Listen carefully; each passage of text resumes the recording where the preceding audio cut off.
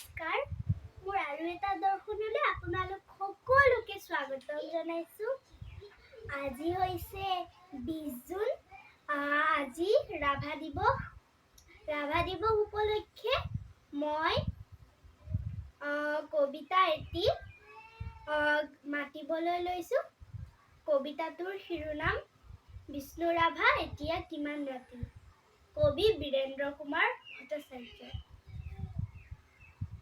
বিষ্ণু ৰাভা এতিয়া কিমান ৰাতি, তুমি সাৰে আছা? সাৰে আছো আমি, আৰু সাৰে আছে প্ৰীতি। বিহুৰ তলিত চিফুং বাহিৰ কৰুণ সুৰ, বড়ো গাভৰুৰ নাচোনৰ তাল ভাগে। জনতাৰ চকুৰ পানীৰে পুৰ। মাজ নিশা কোনে ৰাজ আলিয়েদি আক্ষেপ কৰি যায়, বিষ্ণু ৰাভা নাই। নিজান চেলত তুমি সাৰে আছা, সাৰে আছে ক্ৰূৰ ইটাৰ দেৱাল। বন্দী তোমাৰ কণ্ঠৰ সুৰ, নাচোনৰ লৈলাস।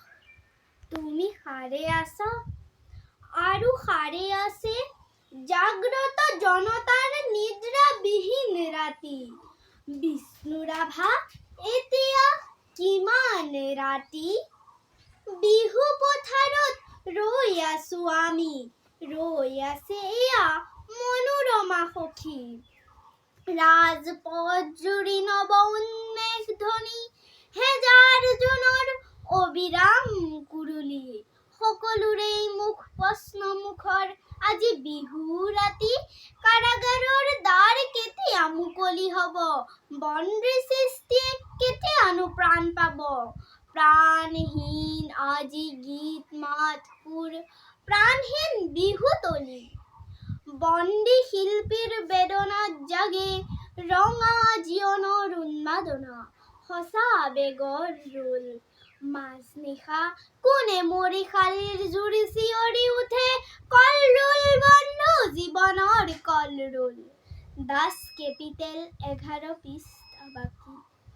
মাজ নিশা কোন ত্ৰিনয়নে পঢ়ে, পোহৰ পোহৰ উদয়াচলত ৰবি। নৱজীৱনৰ প্ৰৱেশ দ্বাৰত ইতিহাস ৰল সাক্ষী। বিষ্ণু ৰাভা আকৌ তুলিকা লোৱা, ইটাৰ দেৱালত আঁকি যোৱা সেই ছবি, যি ছবিত ফুটি উঠে হেজাৰ শিল্পীৰ উলখান। অখ্যাতজনৰ আশা আবেগৰ ৰোল। ইটাৰ দেৱালত জিলিকি উঠিছে দাস কেপিটেলৰ সপোন।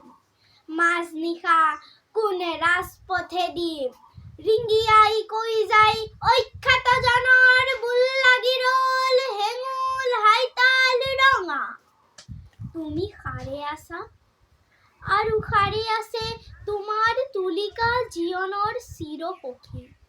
তুমি যত আছা সৰু কাৰাগাৰ, থিয় একোখনি ইটাৰ দেৱাল।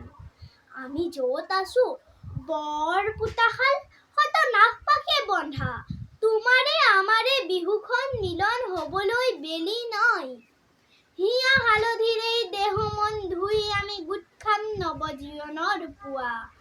বিষ্ণু ৰাভা সৌৱা ঘূৰণীয়া বেলি, ৰঙা মুখ ফুটে সঁচা আবেগৰ মুক্তিৰ কঁপনি। শেষ নিশা সেয়া অখ্যাতজনৰ সমদল সমাগত, সমস্বৰে ফুটে পোহৰ পোহৰ জীৱনৰ জয়ধ্বনি। পোহৰ পোহৰ জীৱনৰ জয়ধ্বনি। ধন্যবাদ।